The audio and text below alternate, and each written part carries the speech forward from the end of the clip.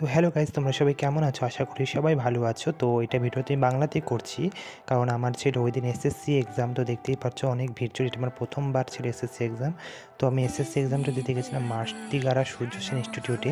First time SSC exam দিচ্ছি। তারপরে আমাদের বাড়ির পাশে ছিল কীর্তন, তো আমি তাড়াতাড়ি চলে আসলাম। আসার পরে এক্সাম শেষ করার পরে কীর্তনে চলে আসি। আমার দিদি পোজ দিচ্ছিল কীর্তনে, মানে আজকেই যেহেতু ফার্স্ট, তো আজকে হচ্ছে অধিবাস। তো কীর্তনে ফার্স্টের দিন হয় অধিবাস।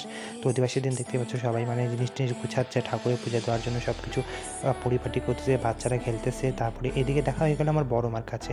তো এ হলো আমার যে দাদুর মা, ইনি বাংলাদেশ থেকে এসেছে। এখন তো দেখো জিন্দা আছে, মানে বয়স তো মোটামুটি অনেক হয়েছে, কিন্তু বইটা এখন তো টনটনা। কিন্তু যাই হোক, তো বড় মা আমার সাথে কথা বলতেছিল। ও বড় মা গেছিলো তার নাতির বাড়িতে, তো নাতনির বাড়িতে গেছিলো, তাদের ঘুরে এসে আমার সাথে কথা বলতেছিল। তবে যাই হোক, তারপরের দিন আমি কীর্তন দিন দেখতেই পাচ্ছ যে গ্রামে তো অত মানে ভিড় নেই এখন যেহেতু দিনের বেলা, তো সবাই পূজা দিতে যাচ্ছে, সবাই একটু ভিডিও করতেছে। তো আমিও গেছিলাম পূজা দিয়ে আসার পরে আমি ভাবলাম একটু ভিডিও টিডিও করে নিই। তো এখন তো লোক নেই, রাত্রে লোক হবে। তো রাত্রে আমাদের এখানে শুরু হয়ে গেছিলো নীলা। তো দেখতেই পাচ্ছ নীলা হচ্ছে এখানটার মধ্যে। তো ছোটোতে আমি নীলাগুলো, এই ওষুধটা যে সারতাম, আমি থেকে খুব ভয় পেতাম। তো এখন আমি ভয় পাই না, কারণ সবাই এখন বড়ো হয়েছে, তার জন্য ভয় পাই না। তো আমি নীলা দেখি, আমি বসে নীলা দেখতেছিলাম। তো আমি আজকে একটু বাংলাতেই করছি, কারণ হিন্দিতে মানে করতে চাইলাম, কিন্তু ভালো লাগতেছিলাম। কিন্তু হিন্দিতে আমি তো বলি না তো সবসময় রেগুলার, তার জন্য হিন্দিটা বলছি না। ভিডিও এডিট করতেও মানে আমি তো ভালো করে পারি না, তার জন্য এরকম করে বানাচ্ছি। তো রাত্রেবেলা দেখতে পাচ্ছি এখন হচ্ছে সন্ধ্যা আরতির সময় সবাই বাতাসা ছিটায়, তারপরে সবাই বাতাসা ছিটাচ্ছে, কেউ কীর্তন করছে।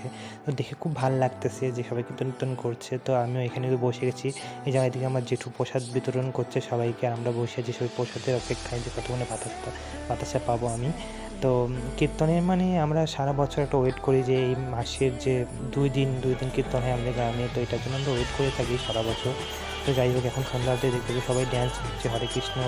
তো এগুলো দেখাই মানে এনজয়, মানে এই 2 দিন, মানে 2 দিনে আমরা সবসময় কীর্তনে মানে পড়ে থাকবো, দেখবো মানে নীলা হবে, গান হবে। তো এই 2 দিনে এটাই এনজয় আমাদের। তো সবাই সন্ধ্যা আরতি কীর্তন করছে, কেউ মানে কীর্তনে ডান্স করছে। আমাদের এখানে এরকম হয় গাইজ। তো দেখতেই পাচ্ছি এখন রাত্রে মোটামুটি লোক ভালো এসেছে। তারপরে মানে কীর্তনের ফাঁকে তারপরে আমি চলে গেছিলাম গাইজ তারপরের দিন গাজলডোবা ঘুরতে। গাজলডোবা নতুন বৃষ্টি দেখিনি, তার জন্য আমি চলে গেছি। দেখতে পাচ্ছি গাজলডোবা নদীটাকে দেখাচ্ছিলাম। এটা গাজলডোবা নদীতে নতুন ব্রিজ, যেটা আমি দেখিনি, তো দেখার জন্য চলে গেছিলাম। কি সুন্দর লাগছে ব্রিজটা দেখতে। তো দেখে ভালো লাগলো দেখতে, ব্রিজটা সেই সুন্দর হয়েছে গাইজ। তোমরা যারা যদি দেখুন তার দেখতে যেতে পারো, কিন্তু আমি অনেক লেট করে ভিডিও ছাড়লাম, কারণ আমি টাইম পাই না। তো তার কিছুদিন পরে ছিল অষ্টমঙ্গলা, তো আমি সব ভিডিও একসাথে দিয়ে দিয়েছি। তো অষ্টমঙ্গলার দিন আমাদের দেখতেই পাচ্ছি অনেক খিচুড়ি খাওয়াচ্ছে।